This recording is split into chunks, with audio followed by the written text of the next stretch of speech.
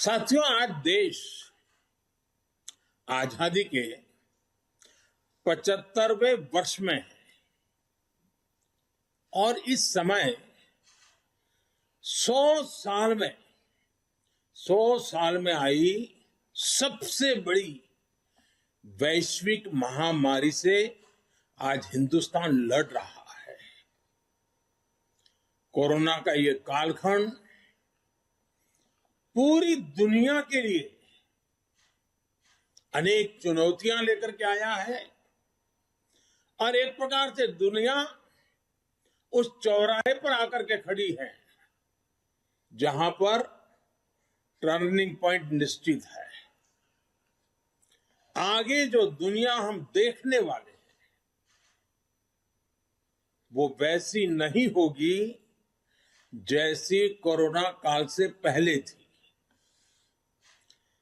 जैसे द्वितीय विश्व युद्ध के बाद, सेकंड वर्ल्ड वॉर के बाद पूरी दुनिया में बहुत बदलाव आए, पूरा वर्ल्ड ऑर्डर बदल गया, वैसे ही कोरोना के बाद दुनिया में बहुत सारे बदलाव की संभावना है। एक नए वर्ल्ड ऑर्डर की संभावना है और इसके प्रारंभिक संकेत नजर भी आने लगे हैं। हम सब ने इस बात को मार्क किया होगा, अनेक कोने से सुना होगा, बहुत सी चीजें पढ़ी होगी और आप भी दुनिया में कहीं जाते होंगे, मिलते होंगे तो आप भी अनुभव करते होंगे। आज भारत की तरफ देखने के विश्व के नजरिए में बहुत बड़ा बदलाव आ रहा है। भारत जैसे विशाल देश को, लोकतांत्रिक देश को और इतने बड़े समाज में इतनी बड़ी विविधताओं को संभालते हुए चल रहे देश को अब दुनिया के लोग भारत को अधिक मजबूत रूप में देखना चाहते हैं और इसलिए पूरा विश्व भारत के लिए नए सिरे से जब देख रहा है तो हमारे लिए भी आवश्यक है कि हम हमारे देश को तेज गति से आगे बढ़ाएं, अनेक विविध क्षेत्रों में बदलाव लाएं, मजबूती लाएं। ये समय नए अवसरों का, नए संकल्पों की सिद्धि का समय है। बहुत जरूरी है कि भारत आत्मनिर्भर बने और आत्मनिर्भर तो बने ही, आत्मनिर्भर भारत की नींव पर एक आधुनिक भारत का निर्माण हो। कल, जैसा मैंने पहले कहा, निर्मला जी ने जो बजट पेश किया है, बाय एंड लार्ज हम देखें, पॉलिटिकल एंगल अगर हम छोड़ दें तो जो आर्थिक विषय के लोग हैं, समाज जीवन के लोग हैं, अखबारों में भी देखेंगे, कल टीवी चैनलों की डिबेट में देखेंगे, बजट का बहुत स्वागत हुआ है, बहुत सराहना हुई है। और आपने भी देखा होगा कि इस बजट में देश को आधुनिकता की तरफ ले जाने की दिशा में कई महत्वपूर्ण कदम है। साथियों, जब हम आज के बजट की चर्चा करेंगे तो सापेक्ष भी होती है, कुछ तो पुरानी बातों की तुलना करेंगे तब पता चलता है। बीते 7 वर्षों में जो निर्णय लिए गए, जो नीतियां बनी, पहले की जिन नीतियों में गलतियों को सुधारा गया, उस वजह से आज भारत की अर्थव्यवस्था का निरंतर विस्तार हो रहा है। 60 8 साल पहले भारत की जीडीपी 1,10,000 करोड़ रुपए की थी। आज भारत की अर्थव्यवस्था 2,30,000 करोड़ के आसपास की है। वर्ष 2013-14 में भारत का एक्सपोर्ट 2,85,000 करोड़ रुपए होता था। आज भारत का एक्सपोर्ट 4,70,000 करोड़ रुपए के आसपास पहुंचा है। 7 साल पहले करीब $275 बिलियन का विदेशी मुद्रा रिजर्व हमारे देश के पास था। आज देश का विदेशी मुद्रा रिजर्व $630 बिलियन को पार कर गया है। वर्ष 2013 में देश में $36 बिलियन का विदेशी निवेश एफडीआई था। पिछले साल ये $80 बिलियन को पार कर चुका है। कोरोना के इस काल में भी भारत ने अपनी अर्थव्यवस्था की मजबूती से दुनिया का एक विशेष रूप से ध्यान आकर्षित किया है। आज भारत दुनिया के उन देशों में है जहां के इकोनॉमिक इंडिकेटर्स में बहुत तेजी से सुधार आ रहा है और फंडामेंटल्स मजबूत है। इस साल का बजट इसे और गति देने वाला है।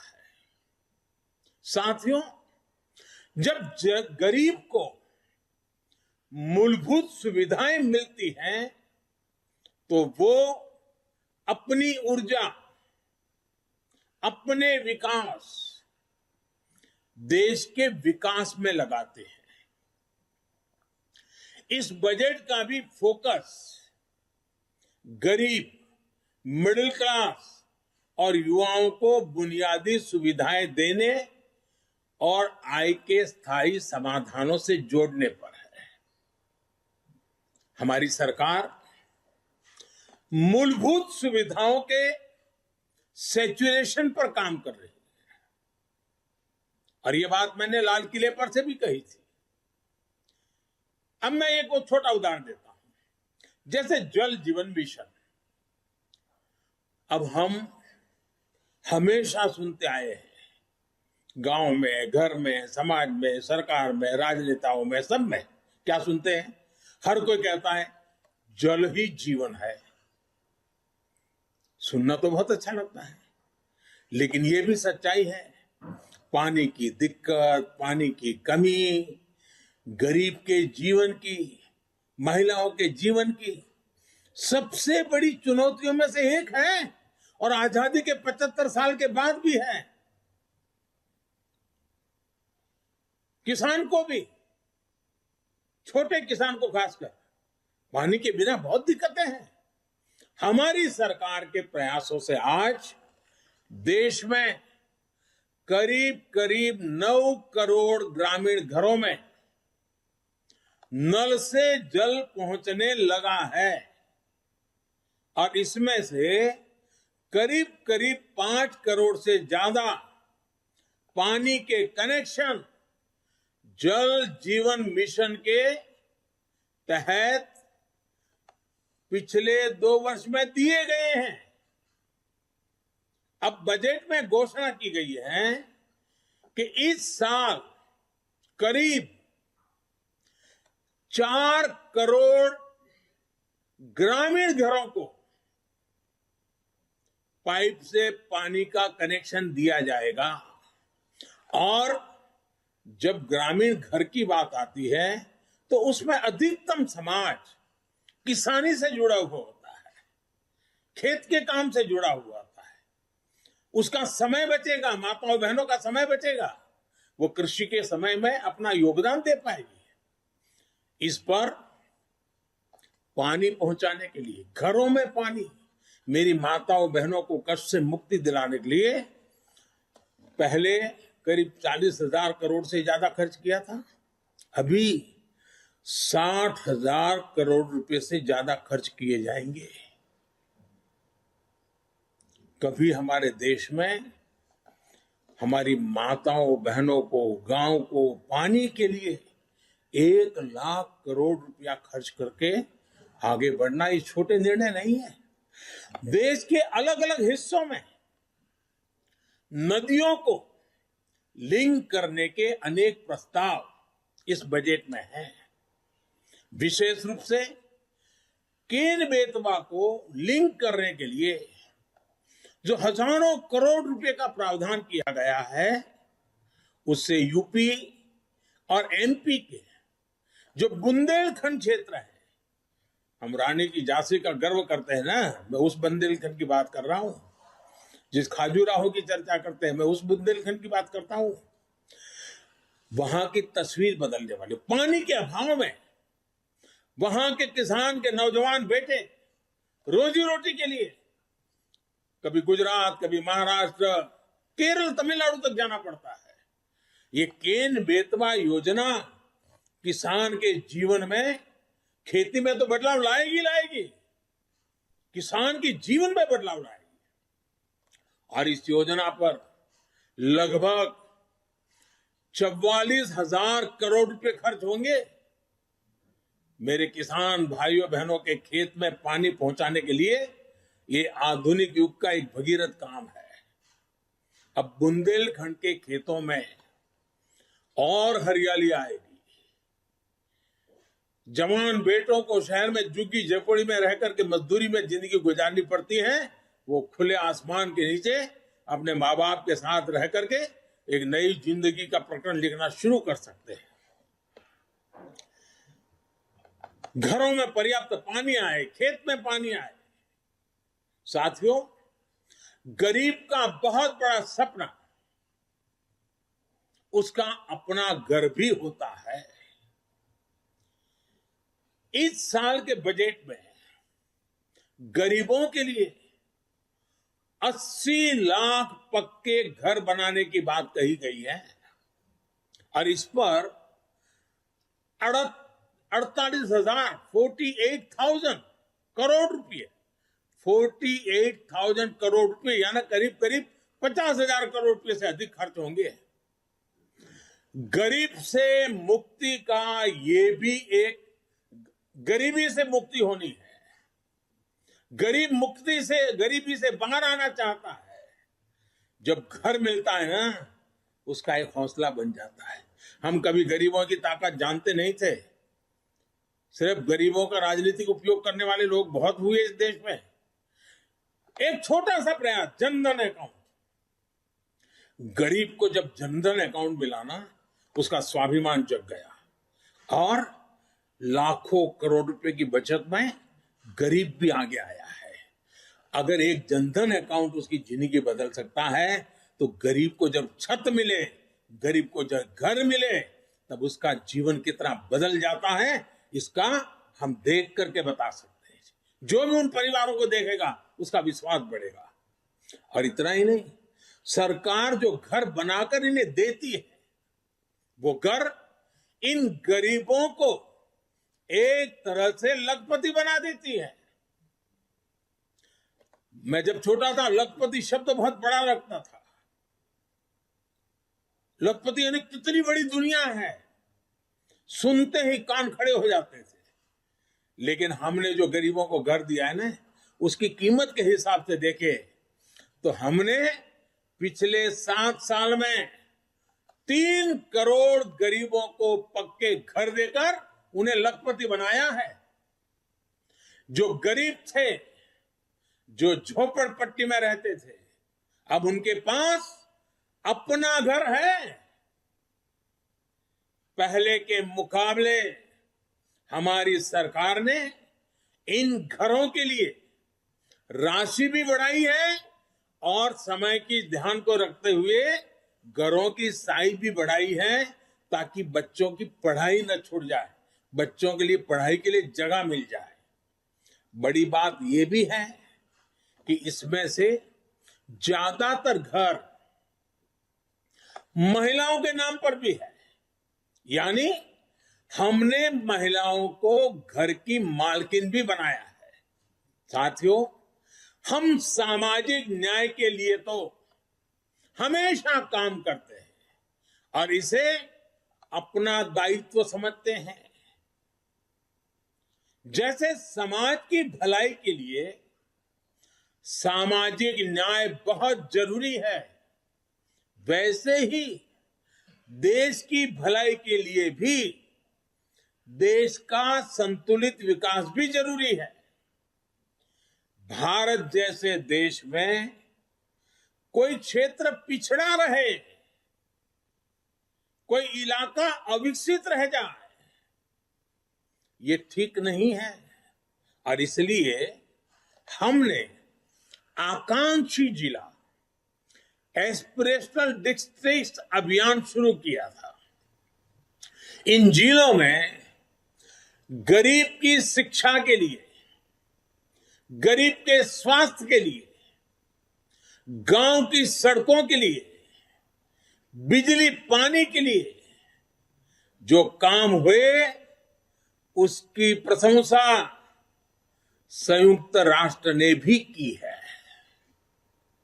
अब इस बजट में घोषणा की गई है कि आकांक्षी जिलों में राज्यों के साथ मिलकर आकांक्षी ब्लॉक प्रोग्राम चलाया जाएगा, यानी उसे और नीचे ले जाया जाएगा।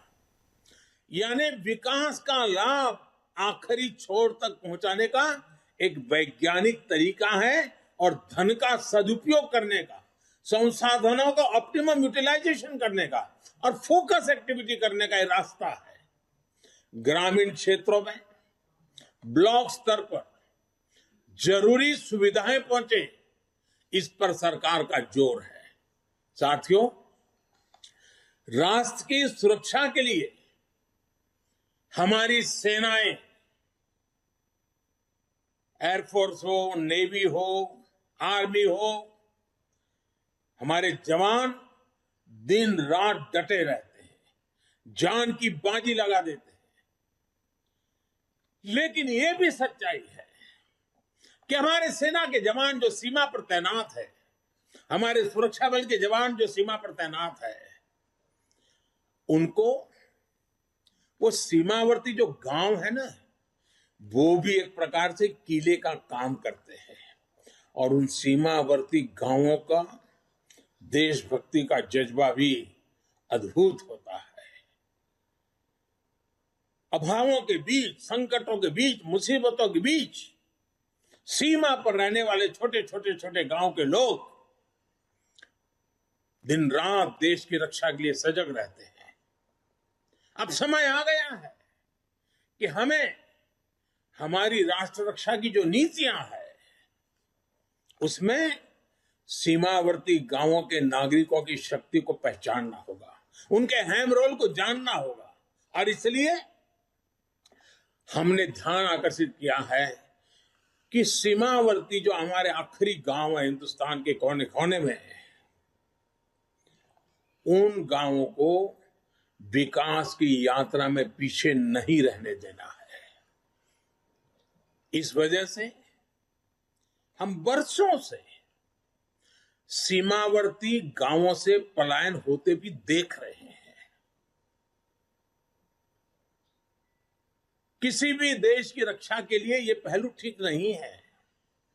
इस बात को समझते हुए सीमा पर मौजूद गांवों के विकास के बारे में नए सिरे से सोचा गया है। एक होलिस्टिक अप्रोच के साथ हम आगे बढ़ना चाहते हैं। ऐसे गांवों में हर प्रकार की सुविधा हो, बिजली हो, पानी हो, सड़क का इंतजाम हो। इसके लिए बजट में विशेष वाइब्रेंट विलेज प्रोग्राम का ऐलान किया गया है। हमारे अनेकों सीमावर्ती गांव टूरिस्ट स्पॉट बन सकते हैं। वहां हम अच्छे प्रकार से होम स्टे का एक पूरा नेटवर्क खड़ा कर सकते हैं, जो हमारे लोगों को रोजी रोटी मिले। प्रकृति प्रेमियों के लिए भी ये हमारे सीमावर्ती क्षेत्र हैं, वो आकर्षण का केंद्र बन सकते हैं। और मैंने तो गुजरात में कच्छ में रणोत्सव करके देखा है कि अगर उन आखिरी गांवों को हम वाइब्रेंट बना दें तो सुरक्षा की दृष्टि से भी बहुत लाभ होता है। अब हमारा उत्तराखंड देखिए, उसकी सीमा ऊपर के गांव, हमारा लेह लद्दाख देखिए, हमारा अरुणाचल देखिए, ये वाइब्रेंट विलेज प्रोग्राम इन सभी गांवों को बहुत मदद करेगा। इसके साथ साथ होलिस्टिक अप्रोच होने के कारण एनसीसी का भी एक नया विचार हुआ है। एनसीसी के लिए खर्च होता है, बड़े शहरों में एनसीसी होती भी है। अब हमने तय किया है कि सीमावर्ती गांव, वो जो ब्लॉक होगा और वहां जो स्कूल होगी नजदीक में, हम एनसीसी का वहां केंद्र शुरू करेंगे, एनसीसी की गतिविधि चलाएंगे, ताकि ये सीमा पर रहने वाले बच्चे एनसीसी से ट्रेन होकर के भविष्य में आसानी से सुरक्षा बलों में जाकर के राष्ट्र रक्षा का नेतृत्व कर सकते हैं। इन पहाड़ी क्षेत्रों के हमारे बच्चों की ताकत बहुत बड़ी होती है। साथियों, राष्ट्र रक्षा से जुड़े एक और बड़े अभियान की बजट में घोषणा की गई है। ये है पर्वतमाला परियोजना। ये हिमालय के क्षेत्रों में आधुनिक कनेक्टिविटी और आधुनिक इंफ्रास्ट्रक्चर को विस्तार देने वाली है। इससे पहाड़ों में आवाजाही भी आसान होगी, टूरिस्टों के लिए जाने की सुविधा तो होगी। वहां अगर तीर्थ क्षेत्र है तो वहां जाने वाले तीर्थयात्रियों को सुविधा होगी, लेकिन साथ साथ हमारी सेना को तो लगातार उन क्षेत्रों में जाना होता है, उनके लिए भी ये बहुत सुविधाजनक होगा। इसका बड़ा लाभ हमारे हिमाचल, उत्तराखंड, जम्मू कश्मीर, लेह लद्दाख, नॉर्थ ईस्ट के हमारे कुछ क्षेत्र, वहां के भाइयों बहनों को मिलेगा। हमारे पहाड़ों के लोग बहुत प्रतिभावान होते हैं, बहुत परिश्रमी होते हैं। सेना से लेकर खेलों तक, व्यापार से लेकर कृषि तक, कितने ही क्षेत्रों में देश को उनकी क्षमता और प्रतिभा का लाभ मिलता है। ये हमारा सौभाग्य है कि हमें उनके लिए काम करने का मौका मिल रहा है। वर्तमान से हम जब पर्वतमाला से पहाड़ी क्षेत्रों में पर्यटन को बढ़ावा मिलेगा और साथ ही पर्यावरण की भी सुरक्षा बढ़ेगी। नॉर्थ ईस्ट को लेकर भी पीएम डिवाइन नाम से एक बड़ी योजना की घोषणा बजट में की गई है।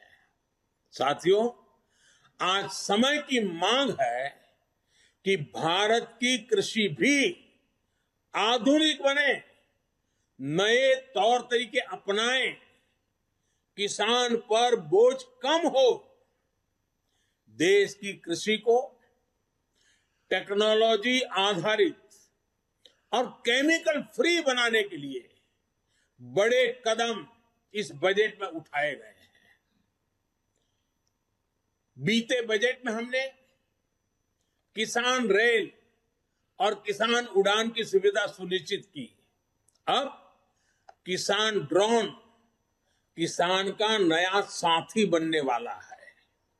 इसके लिए एफपीओ के माध्यम से किसानों को खेत में ही उचित किराए पर ड्रोन और दूसरी मशीनरी उपलब्ध कराई जाएगी। ड्रोन टेक्नोलॉजी से किसान को तो मदद मिलेगी ही, उत्पादन का रियल टाइम डेटा भी प्राप्त होगा। इससे जुड़े स्टार्टअप्स को फंड करने के लिए नाबार्ड के माध्यम से एक विशेष फंड की मदद भी दी जाएगी। साथियों, कृषि को हाईटेक करने के साथ साथ देश की कृषि को नेचुरल बनाने पर भी अभूतपूर्व फोकस है।